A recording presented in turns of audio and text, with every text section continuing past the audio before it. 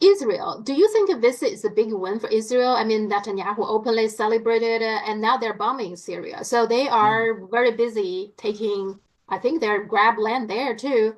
Do you think Yeah. that's what they're doing? But I here's my, go ahead. No, no, go, no, please continue. Yeah. Well, but I think they are also very stretched very thin. They still have the Hamas problem, the Hezbollah problem, the Houthi issue, all that problem still there. And now they bring more military operations to themselves. Is that really that good idea? Oh, it's a terrible idea, and I completely agree with you. I mean, in the immediate term, and for perhaps a couple of months or even years, this will work to Israel's advantage. I mean, Iran has been weakened because its major Arab ally has now disappeared. Hezbollah has been weakened because the main funnel where through which Iran sends supplies to Hezbollah in Lebanon has now gone. But what has Israel ultimately got for itself? It controls more Arab land. It's brought more Arabs under its control. It's already finding it very difficult to control the Arabs it has, and now it's got more of them. I mean, it's increased its problem with an even bigger Arab population that it's now controlling than it had previously. These people that it's now going to control are heavily infected now with jihadi Islamist ideologies, which are identical to the ones of Hamas in Gaza. They've Mhm. shown that they're violent, some of them very violent, very dangerous people. Israel's going to find it very, very difficult to control them. And of course, Syria is a big country. It can't be controlled as easily as Gaza has been controlled. And even in Gaza, we see the problems that Israel has. Israel is catastrophically overextended. But again, it has this imperialist drive, which it is, by the way. Um, Netanyahu, if you read his books and publications going all the way back to the 1990s, has always been the great advocate of Israeli expansion and Israeli control. Mhm. And I mean, he's got what he wanted, but there's Mhm. that wonderful expression: "Be careful what you wish for." Mhm. I think this we will see is not made Israel's position better. It's actually made it far, far worse. It might not be obvious at once, Mhm. but in a year, in 5 years, in 10 years, it's going to be a dreadful situation for the Israelis to find themselves in. How about the United States? Because um, when Israel is stretching thin, but they are not pulling back, they keep on expanding. The United States seems to me, whether it's Trump or Biden, Mm. whoever, it doesn't matter. The US will keep on supporting Israel in all means and ways. Will this mean that US will be dragged in more and more into Syria? Yes, absolutely. That's exactly what's going to happen. I mean, Trump, who wants to focus on China because he and so many of his people want to confront China, and some of the people that he's elected would probably quite like a war with China, just Mhm. saying. What they're going to find instead is that because of these extraordinary ambitions that Israel has, and because of all the problems that have been created in the Middle East, they have the problems of the Middle East to worry about and take care of instead. So that instead of sending their army to fight China and, doing all they want to do against China, they're going to have to worry about what goes on in Syrian and Arab villages. And if this spreads, which it could easily do, by the way, to other Arab countries, right across the Middle East as well. Now, Trump, at some level, understands this. He Mhm. said in a post that he did on X that these people are not really friendly to the United States, and it's better for the United States to stay out of it. Mhm. But given the depth of his commitment to Israel and the strength of support for Israel within the political class in Washington, he might very well find it impossible to extricate himself from this situation. Now, the paradox of all of this is that there is a sort of narrative in the United States, which I don't take particularly seriously, by the way, but it says that the major winner of the forever wars that the United States got itself involved in the Middle East after 9/11 was China, Yeah, because yeah. the United States was bogged down in the Middle East even as China rose. Mhm. Well, if you think that, and there is some Yeah. point there. Uh-huh. If you think that, Yeah. well, you should be very, very worried and upset about what's just happened in the Middle East, because we're probably, presumably going to see all that all over again. And who can you blame? China didn't say you need to keep on fighting in the Middle East, right? No. Whose decisions are, I mean, this Well, forever exactly. war? Who made that Well, decision? well, exactly. I mean, the point was that China has not played no role in Yeah, this debacle at all. It's a fact. I mean, China's not in any way responsible. China's been trying to persuade people, and that's all it's done, by the way. It's yeah. not sent a single soldier or Mhm. battleship or anything to the Middle East. It's not opened any bases there. What China has been trying to do is to get everybody to talk to everybody and try to find a way towards achieving stability and peace so that the region can come together and prosper and develop economically as it should. Yeah.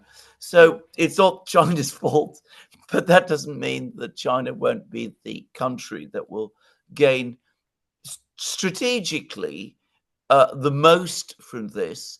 Though I want to stress again, no one in Beijing Mhm. planned this or wanted this or desires this. Mhm. China has never acted on the principle that in order to make itself strong and secure, it needs to create crises for other countries in other places. I've never known a single instance when China has done that. In fact, there are people saying that like the fall of Assad probably is a setback for the Belt and Road Initiative because China and the Assad government has very good relationship, and Assad has been Yeah. supportive of the Belt and Road Initiative. Although it's a little bit hard to say because this HTS, I sent you the statement, right? They sent out. Yeah. They seems to want to. They wrote this statement in Chinese and Russia, mainly is talking to China and Russia. They, at least for now, they want Yeah. to have a good relationship, and they're eager to get approval and recognition by both Russia and China. Although I don't think it's going to happen real soon. But anyway, it's hard to say. Whoever is taking over, what's going to happen. I think whoever is really want to develop Syria would look into continue to work with China. Don't you think? Well, absolutely. Well, any political force or political group that has any concern at all for the welfare of the people of Syria would want to have good relations with China and Russia. Any political force which wants to establish a stable, you know, position Mhm. governing Syria in its own interests would want long-term good relations with China and Russia. And some people in HTS have been talking like that. There's even been some suggestions from some people in HTS that Russia can keep its bases Mhm. in western Syria. I don't think that anybody in Moscow believes that this is really sincere. But both China and Russia will do that which they always do, which is talk to everybody and see what can be agreed. And the Russians have just confirmed that they are in contact with HTS, even though it's a proscribed organization in Russia. But they've talked to the Taliban, they're talking to HTS. I'm sure the Chinese will as well. I, Mhm. like yourself, am very skeptical that anything will come of this for a while, perhaps for any time. Yeah. I'm with you. I mean, Assad is not perfect, but he did kept the Yeah, country together, and yeah, the Syria was stable under him. But now you have HTS. If HTS do have the full control of the country, I think relatively speaking could be okay. What it seems happening now is different countries are now coming in, yeah. grab whatever they can grab, which will eventually lead to a full-scale civil war of different factions, and of course the backers behind them are all got in. that would be the worst case scenario for the Syrian people, isn't it? It would be an absolute tragedy and disaster for the Syrian people and Mm-hmm. all of these people who worked to try and overthrow Assad are bringing it about, and they will bear the responsibility for it. Now, if HDS really wants to preserve Syria, to guarantee Syrian territorial integrity, then logically they should look to those countries that would support Syria sincerely, in Mm-hmm. that China Mm-hmm. and Russia. The Yeah. Russians could probably help in military terms. The Chinese could help in economic terms. Both countries would help in diplomatic terms. But of course, it is going to be very difficult, even if the Chinese and the Russians are involved. And of course, I follow what goes on in Russia very closely. And the overall mood there, which is very, very angry, is that Russia should not be involved in Syria anymore. That Russia made a big investment in Syria. It sent its air force there. It fought the predecessors of HTS. It's not going to commit more of its precious resources to fight for a country that won't fight for itself. So that's the mood in Moscow at the moment. Mm-hmm. So this has all been made much, much more difficult. But I'm afraid, looking forward, I agree. I agree with you. I think you're absolutely right. We're now going to see a major power battle between Turkey, Israel, and the US for Mm-hmm. control of the various factions and um, communities in Syria. The Kurds look Yep. to the Americans, the Right. jihadi fighters, the Islamists look to Turkey. Israel is playing its own game in the south. One way or the other, it's very difficult to have any kind of optimistic opinion about what's going to happen to Syria now. And from what I've heard, the entire civil administration of the country has collapsed. So have its armed forces, obviously. Its internal security system is collapsing as well. All the people have been released from the prisons, which is an incredible thing to do, even if you think some of the people there really are political prisoners, which maybe, and many of them no doubt are, and maybe they should have been released. But releasing everybody is going to guarantee that all kinds of violent criminals are now free in Syria to return to their life of violent crime. That's the reality of this.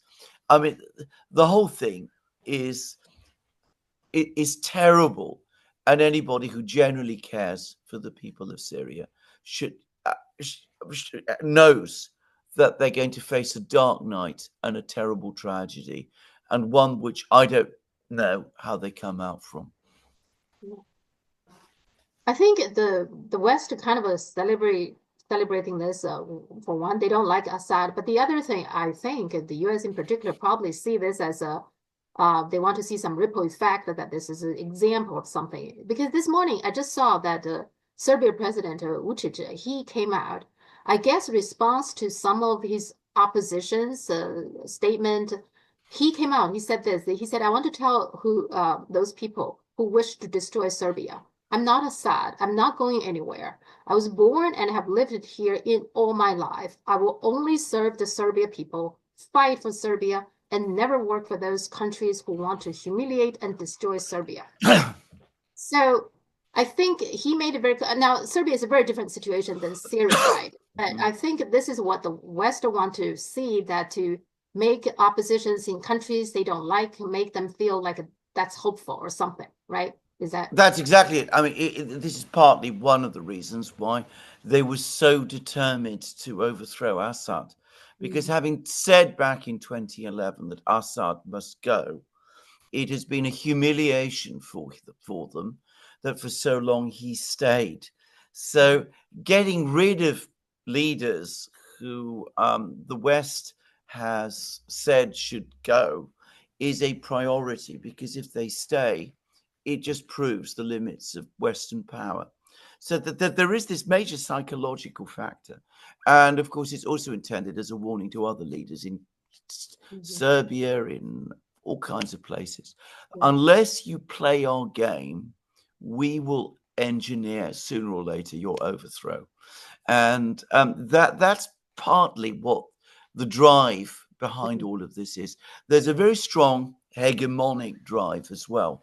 You know, terror, if you like. If you stand against us, we will destroy you. We will come after you personally, and if that means destroying your country, we will do it. But I think actually it goes both ways, because if you read the comments of the Chinese media, both the comments for this the Vucic statement and also other related to Syria, I think overwhelmingly people are saying, well, Syria is telling us we have no choice but to support our government, our country, our government, our leaders, because we have to be unified. Otherwise, there's always outside forces trying to divide us. I see plenty of those comments. So it goes both ways. People do see Absolutely. you destroy other countries by doing all these things, right? Absolutely. People are saying the same in Russia, by the way. It's interesting that they're saying it in China, but they're saying that in Russia too. That what this proves is that you must be fully solid and disciplined and understand that if you start appeasing the West, then and playing the West's games, then you are putting at risk the entire internal stability and peaceful order of your own country. Now, I'm going to say something, by the way. The United States is far away from all this mess. They're a whole ocean away. If Syria goes up in flames, they're not affected. But the US's Arab allies potentially could be. Mhm. And of course, the US's European allies could be as well, because, of course, if we get more refugee flows pouring out of Syria, moving towards um, Europe, because that's Mhm. where they would go. And if this spreads to other countries in the Middle East, which heaven forbid, but it could happen to Egypt, for example. Well, I read an article in the Daily Telegraph which said that Europe was almost destroyed by the previous refugee flood in 2015. It Mhm. won't survive a second. But, nonetheless, we pay no attention to that. We cheer on Assad's fall. This is what we have to do. And, you know, Gaddafi fell, then there was Mhm. refugees from North Africa. The previous Syrian war led to a flood of refugees. Quite likely before long, we will see a further one. Yeah. And the Europeans never seem to learn from this. Yeah. Yeah, talking about, Tom and Daisy, the Great Gatsby, create a big mess, and then other people need to clean it up. That's very typical. Exactly. That's very typical Ex- US. Yeah. exactly. Yeah. Exactly.